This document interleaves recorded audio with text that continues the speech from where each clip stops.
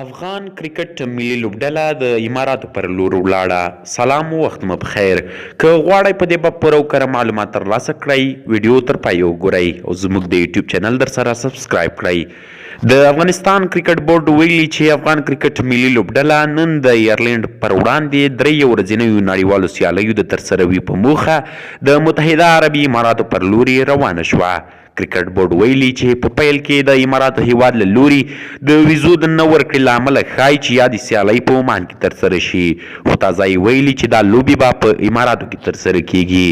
ایرلینډۍ لوبډلې هم عمان کې د کورونا پر وړاندې د مخنیوي د غوره تدابیرو او نورو اسانتیاوو له نشتون نه اندېښنه ښودلې وه. کرکټ بورډ وایي دا چې د ویزو ستونزه حل شوه، نو دا لوبلړۍ به د عمان پر ځای په متحده عربي اماراتو کې ترسره کیږي.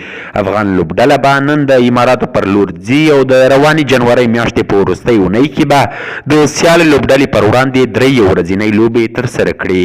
افغان کرکټ بورډ څو ورځې وړاندې دې لوبو ته لوبډله اعلان کړه چې پکې ډېر چانس ځوانانو ته ورکړل شوی دی. تر بلې ویډیو مو په لوی او بخښونکي خدای سپارم. هر چیرې چې یاست تاسې بریا